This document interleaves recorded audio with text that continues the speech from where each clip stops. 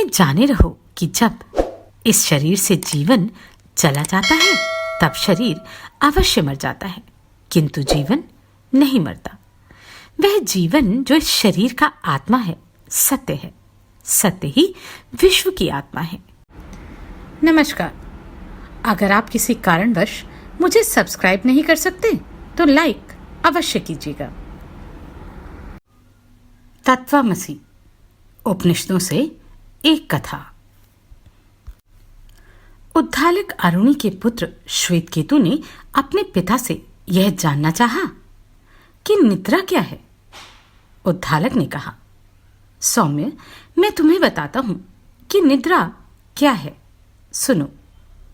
जब मनुष्य के संबंध में यह कहा जाता है कि वह सो रहा है तो उस अवस्था में यह जानना चाहिए कि विश्वात्मा जो सत्य है उससे उसका तादात्म्य हो गया है, अर्थात उस अवस्था में उसकी बाह्य चेतना कुछ नहीं रह जाती और वह अंतश्चेतना के साथ एक रूप हो जाती है।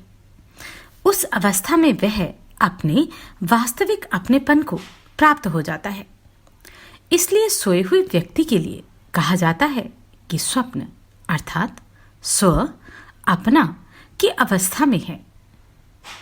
जिस प्रकार डोर से बंधी हुई चिड़िया फड़फड़ाती हुई किसी इस ओर और कभी उस ओर उड़ने की चेष्टा करती है और अंत में विश्राम के लिए कोई दूसरे स्थान पर उसी वस्तु या स्थान पर आकर बैठती है जिससे वह डोर बंधी रहती है, उसी प्रकार मन इधर उधर भटकने के बाद अंत में विश्राम के लिए कोई दूसरा स्थान ना पाकर प्राण या आत्मा का आश्रय पकड़ता है। वत्स, मन की डोर प्राण ही है। श्वेतकेतु ने पूछा, पिताजी, मुझे भूख और प्यास की विशेषता से परिचित कीजिए। उद्दालक ने कहा, जब मनुष्य के संबंध में यह कहा जाता है कि वह भूखा है तो इसका अर्थ यह है कि उसके शरीर के भीतर अन्न और जल की कमी है। वह अन्न भक्षण करता है और उस अन्न को पानी उसके गले के नीचे उतारता है। इसलिए पानी को अश्नाय अर्थात अन्न को नीचे ले जाने वाला कहा जाता है। इसलिए शरीर का कारण भी वही है। वत्स, यह ना सोचना कि शरीर की उत्पत्ति बिना कारण की हुई है। श्वेतकेतु ने प्रश्न किया, पिताजी, वह कारण क्या है? उद्दालक ने उत्तर दिया, जल को छोड़कर दूसरा कौन कारण इसका हो सकता है? अन्न को उत्पन्न करने वाला जल है और शरीर अन्न से उत्पन्न होता है। इसलिए शरीर का मूल कारण जल ही है। जल की उत्पत्ति तेज से होती है और तेज का मूल कारण सत्य अथवा सत्य है। इस प्रकार इस विश्व के समस्त प्राणियों की उत्पत्ति का मूल कारण सत्य ही है। जब मनुष्य के संबंध में यह कहा जाता है कि वह प्यासा है तो यह जानना चाहिए कि उसके शरीर में जल का अभाव है। तेज के द्वारा वह जल को अपने गले से नीचे उतारता है। इसलिए तेज को उद्दण्य अर्थात पानी को ले जाने वाला कहा जाता है। इस शरीर का कारण वही है। यह न समझना कि इसकी उत्पत्ति बिना कारण की हुई है। वह कारण क्या है पिताजी? श्वेतकेतु ने पुनः पूछा। उद्दालक ने कहा, जल को छोड़कर दूसरा कौन कारण इसका हो सकता है? इस प्रकार सौम्य, तुम्हें जानना चाहिए कि तेज ही जल का कारण है और तेज का कारण सत्य है। इस प्रकार इस विश्व के समस्त प्राणियों की उत्पत्ति, स्थिति और अंत का मूल कारण सत्य ही है। जब मनुष्य इस संसार को छोड़ देता है तो उसकी वाणी मन में विलीन हो जाती है। मन प्राण में विलीन हो जाता है और प्राण तेज में लीन हो जाता है और तेज पर ब्रह्म में मग्न हो जाता है। समस्त विश्व का प्राण वही परब्रह्म है। वह परब्रह्म सत्य है, वही इस विश्व की आत्मा है। हे श्वेतकेतु, तुम स्वयं भी वही आत्मा हो। श्वेतकेतु ने अपने पिता के ज्ञान वचन सुनकर फिर कहा, मैं वही आत्मा किस प्रकार हूं क्या आप इसे और स्पष्ट करके समझाने की कृपा करेंगे? उद्धालक ने कहा, वत्स, अच्छी बात है, सुनो। जिस प्रकार मधुमक्खियां मधु तैयार करने के उद्देश्य से विभिन्न स्थानों से विभिन्न वृक्षों के फूलों का रस, सार इकट्ठा करती हैं और उन सब रसों को एक ऐसे विशिष्ट रस में परिणत कर देती हैं जो आकार और प्रकार में विभिन्न वृक्षों के रसों से कोई समानता नहीं रखता, उसी प्रकार वत्स, विश्व के समस्त प्राणी मृत्यु के बाद एकमात्र सत्य के रूप में परिणत हो जाते हैं और उनके नाम रूप के सब भेद मिट जाते हैं। उसके बाद वे फिर उन विशिष्ट नामों और रूपों को धारण करके जन्म लेते हैं जिन्हें वे मरने के पहले धारण किए हुए थे। बाघ, सिंह, भेड़िया, भालू, कीड़ा, पतंगा, मच्छर आदि सभी जीव जंतुओं के संबंध में यह बात कही जा सकती है। जो अणु का अनुरूप मूल तत्व इन सब प्राणियों की आत्मा है, वही सत्य है। हे श्वेतकेतु, तुम स्वयं वही आत्मा और वही सत्य हो। श्वेतकेतु ने कहा, पिताजी, इस विषय को कुछ और स्पष्ट करके समझाने की कृपा कीजिए। उद्धालक ने कहा, अच्छी बात है, वत्स, सुनो। ये नदियां पूर्व से निकलकर पश्चिम की ओर बहती हैं और उसके बाद समुद्र से क्रमशः भाप, बादल और वर्षा के रूप में परिणत होने के बाद नए सिरे से जन्म ग्रहण करके अंत में पुनः समुद्र ही में जाकर विलीन हो जाती हैं। जिस प्रकार ये नदियां नहीं जानती कि उनकी उत्पत्ति कैसे हुई, उसी प्रकार सृष्टि के प्राणी सत्य से उत्पन्न होने के बाद यह नहीं जानते कि उससे उनकी उत्पत्ति हुई है, पर न जानने पर भी वे अपने पूर्व जन्म की आकृति, प्रकृति और नाम रूप को प्राप्त कर लेते हैं। जो अणु का ही अनुरूप मूल तत्व इन सब प्राणियों की आत्मा है, वही सत्य है। हे श्वेतकेतु, तुम स्वयं भी वही हो। श्वेतकेतु ने कहा, पिताजी, मुझे एक बार और स्पष्ट रूप से यह समझाने की कृपा कीजिए कि प्राणी निद्रा की अवस्था में और मृत्यु की अवस्था में विश्वात्मा में विलीन होने पर भी अपनी विशेषता क्यों नहीं खोते? पिता ने बोला, सुनो, मैं तुम्हें समझाता हूं।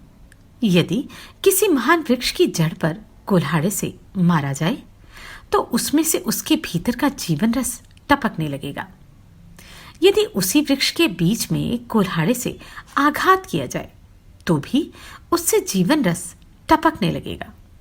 यदि उसकी चोटी पर कुल्हाड़ा चलाया जाए तो वहां से भी रस निकलेगा।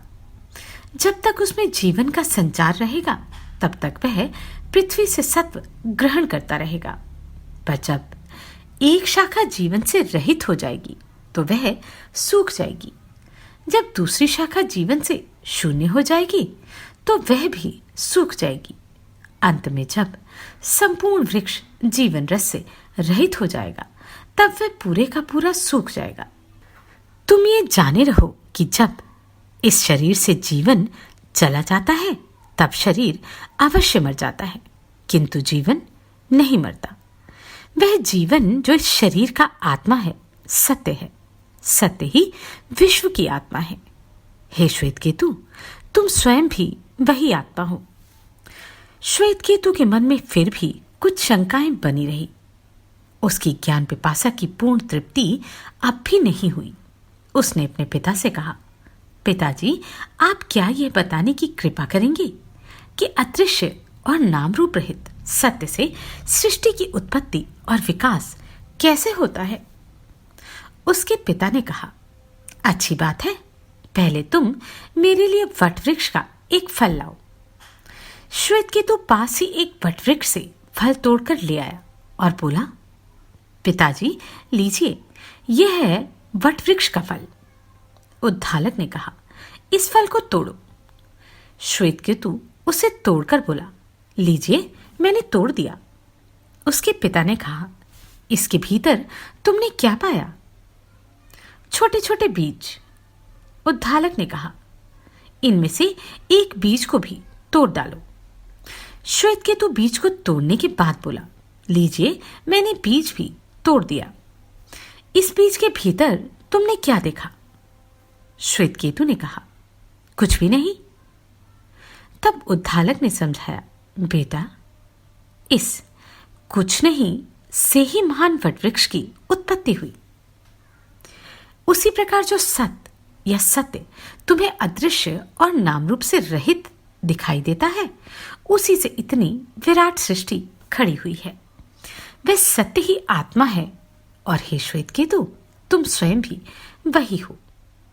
श्वेतकेतु ने इतनी बातें सुनने के बाद पुनः कहा, पिताजी, क्या आप मुझे यह समझाने की कृपा करेंगे कि सत्य से सृष्टि की उत्पत्ति होने पर भी वह स्थायी क्यों नहीं रहती? उद्धालक आरुणि से बोले, अच्छी बात है, मैं समझा दूंगा, पर पहले तुम एक काम करो, पानी में कुछ नमक डालकर रख दो, फिर कल सुबह उसे लेकर मेरे पास आओ। श्वेतकेतु ने वैसा ही किया। दूसरे दिन प्रातःकाल वह वही नमक डाला हुआ पानी लेकर अपने पिता के पास पहुंचा। उसके पिता ने कहा, जो नमक तुमने इस पानी में छोड़ा था, उसे खोज निकालो। पर चूंकि वह नमक पानी में घुल गया था, इसलिए श्वेतकेतु उसे निकाल नहीं सका। तब उद्धालक ने कहा, सौम्य, इस पानी के ऊपर का भाग थोड़ा सा चख लो। श्वेतकेतु ने वैसा ही किया। उद्धालक ने पूछा, तुमने इस पानी का स्वाद कैसा पाया? श्वेतकेतु बोला, पिताजी, यह तो नमकीन है। अब थोड़ा सा बीच के भाग में से चखो। श्वेतकेतु ने उसे चखा। इसका स्वाद तुम्हें कैसा लगा? उद्धालक ने पूछा। श्वेतकेतु का ज्ञान जब इस हद तक बढ़ा तो उसे यह अनंत रहस्यमय आत्मा के संबंध में और अधिक विशद ज्ञान प्राप्त करने की इच्छा हुई। उसने अपने पिता से कहा, पिताजी, नमक जिस प्रकार अदृश्य होने पर भी जीव द्वारा अनुभूत हो जाता है, उसी प्रकार विश्व का कारण जो आत्मा है, इंद्रियों द्वारा अनुभव गम्य न होने पर भी मन तथा बुद्धि द्वारा कैसे अनुभूत हो जाती है। इस विषय को समझाने की कृपा कीजिए। मैं जान गया हूं कि जब तक मैं इस आत्मा का अनुभव नहीं कर पाता, तब तक मेरा कल्याण नहीं है, पर मैं यह जानना चाहता हूं कि उसके अनुभव का साधन क्या है। पिता ने कहा, सौम्य, अच्छी बात है, मैं तुम्हें यह भी समझाता हूं, ध्यान से सुनो।